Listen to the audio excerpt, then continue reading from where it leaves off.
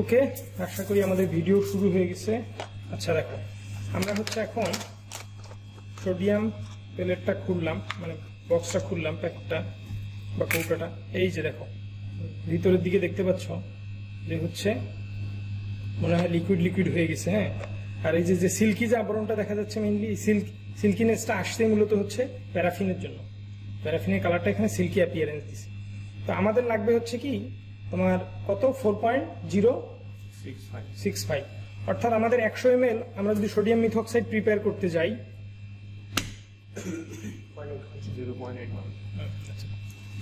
ওকে, আজ আমরা মূলত সোডিয়াম মিথক্সাইড প্রিপারেশন দেখবো। এটা আমাদের গ্যাস ক্রোমাটোগ্রাফিতে ফ্যাটি অ্যাসিডগুলো ট্রান্সএস্টারিফিকেশনের জন্য লাগে।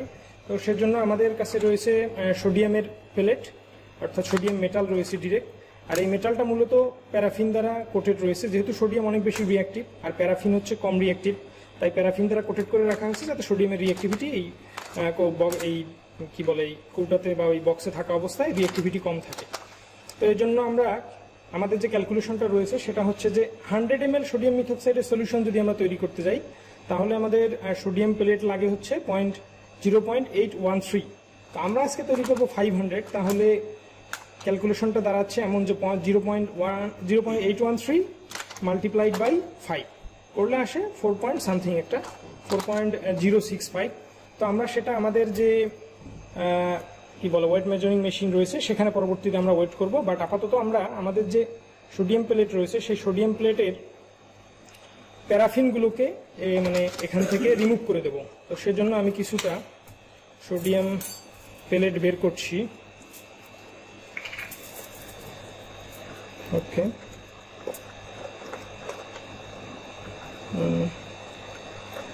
আমরা ছোটবেলায় দেখেছি যে সোডিয়ামের প্লেট বেশ নরম, তো এটা আবার সঙ্গে সঙ্গে ঢেকে দেব। এটা খুব স্মুথলি কাটা যায়, তো দেখি আজ আমরা কাটতে পারি কিনা। এটা খুবই রিস্কি একটা কাজ, কারণ সোডিয়াম খুবই রিঅ্যাক্টিভ, সো এই কাজটা করার সময় অনেক সাবধানে করতে হয়।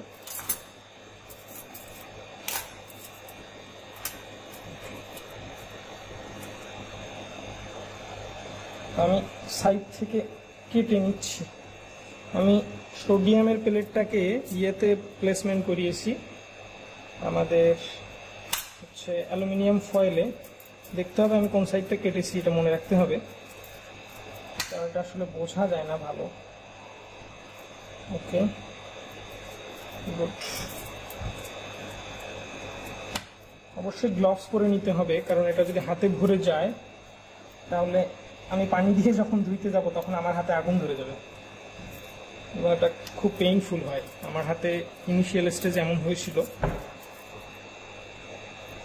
এখানে আমরা গ্লাভসেও যাতে কম লাগে সেই চেষ্টা করব। ওকে, আমার একটা সাইড বাকি রয়েছে কেটে নেয়, দুটো সাইড বাকি রয়েছে। ওকে,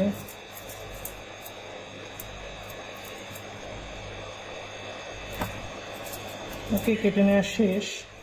এখন আমরা আমাদের মেশিনটা ওপেন করব। ওকে, আমরা মেশিনটা আমরা ওয়েট মেশিনটা ওপেন করে নিব। এই জন্য এই সুইচটা দিলাম। এই লাল সাইনটার অর্থ হচ্ছে যে মেশিনটা এখন ওপেন রয়েছে। গুড, মেশিনে কানেকশন চলে আসছে, যদিও এখনো মেশিন প্রপারলি ওপেন হয়নি। তো মেশিনটা ওপেন করার জন্য এই যে আমাদের যে পাওয়ার বাটন রয়েছে, আমরা এই পাওয়ার বাটনে প্রেস করব। ওকে, পাওয়ার বাটনে প্রেস করলাম, তাহলে ইনস্ট্রুমেন্টটা ওপেন হচ্ছে। একটু ওয়েট করি। ওকে, এখানে 00 দেখাচ্ছে, 00 গ্রাম। আমরা তারপর এটা 0 করে নেব, অর্থাৎ টার করে নেব। তো এর জন্য আমরা যেহেতু ওয়েট করব সোডিয়াম প্লেট, আমি এই জন্য অ্যালুমিনিয়াম ফয়েল নিলাম। দেখুন, অ্যালুমিনিয়াম ফয়েল প্লেস করার সাথে সাথেই একটা ওয়েট দেখাচ্ছে, সেটাকে আমি 0 বা টার করে নেব। তাই আমি এই যে এখানে প্রেস করলাম, ব্যাস এটা 0 হয়ে গেছে এই ওয়েটটা।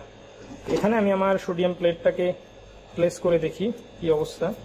সোডিয়াম প্লেট আমরা প্লেস করে দেখছি যে এটা ওয়েট দেখাচ্ছে 2.86, আমাদের লাগবে 4.065। তো আমরা আর একটু সোডিয়াম প্লেট কেটে নিয়ে ওখানে আবার প্লেস করছি, একইভাবে কাটবো। আচ্ছা, তো আমাদের মোটামুটি কাছাকাছি চলে আসছে, অর্থাৎ আমাদের হয়ে গিয়েছে। আমরা সেটাকে এবার ট্রান্সফার করব।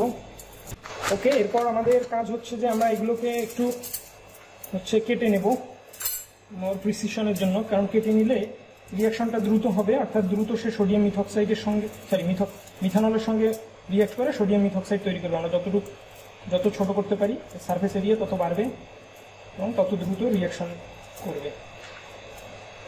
আর এই রিয়াকশনটা হচ্ছে এক্সোথার্মিক, অর্থাৎ সে যখন রিয়াক্ট করবে তখন হিট তৈরি করবে কনস্ট্যান্টলি। আর এই হিটটা যাতে বেশি তৈরি না হয় বা প্রবলেম না করে, মানে এত বেশি হিট তৈরি হয় যে এটা ডিজাস্টার ঘটাতে পারে, এই জন্য আমরা আইস প্যাকেটের সাহায্য নিব। আমরা কিছুক্ষণের মধ্যেই সেটা দেখতে পারবো।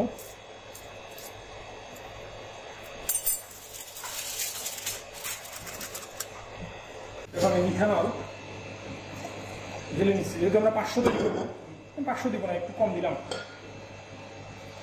কারণ হচ্ছে যে এইটা দিলে মোটামুটি 500 এইটুকু হয়ে যাবে, 10 ml মতো। সে 10 ml না, 10 ml হবে না আসলে, আর একটু বেশি হয়ে গেছে, একটু কমে ম্যাস অ্যামাউন্টে তো এটা প্রবলেম করবে না।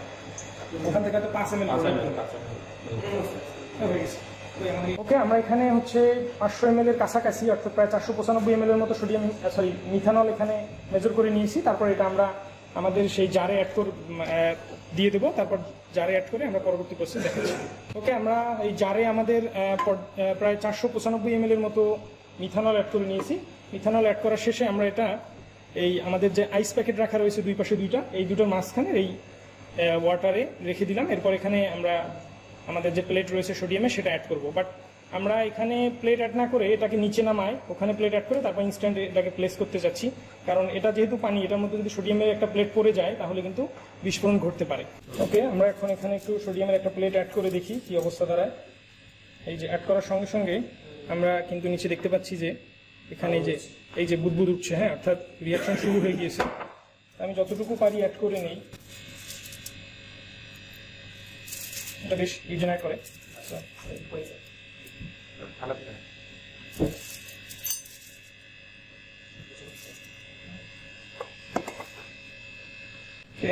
আমরা দেখতে পাচ্ছি যে বেশ বুদবুদ উঠছে, অর্থাৎ হিট জেনারেশন হচ্ছে, নিচের রিয়াকশন হচ্ছে আর কি। তো এটাকে আমরা এবার হচ্ছে যে আমাদের এখানে প্লেস করে দিব। ওকে, প্লেস করে দিলাম। এটা খুব স্মুথলি আলহামদুলিল্লাহ রিয়াকশনটা হয়ে যাবে। তো আমরা দেখতে পাচ্ছি যে এখানে দেখতে পাচ্ছি যে বেশ বুদবুদ উঠছে, অর্থাৎ হিট জেনারেট হচ্ছে, মানে আর কি হিটের কারণে উপরের দিকে বয়লিং এর মতো কিছু একটা সামথিং হচ্ছে। এখানে আসলে কিছুটা মিথানল লস হয়ে যায়, খুব সামান্য পরিমাণে, সিগনিফিকেন্ট না। ওকে, রিয়াকশনটা হোক, এটা প্রায় 10 মিনিটের মতো সময় লাগবে। রিয়াকশন হয়ে গেলে তারপর আমরা এটাকে ফিল্টার করে ফার্দার ইউজ করতে পারবো। এটাকে আমরা এই অবস্থায় রেখে গেছি। ওকে, তো এইভাবে মূলত আমাদের সোডিয়াম মিথক্সাইড প্রিপারেশনটা হয়ে যায়। আচ্ছা, আমাদের ফিল্টারেশন বাকি রয়েছে, আমরা ফিল্টারেশনটা দেখানোর চেষ্টা করবো।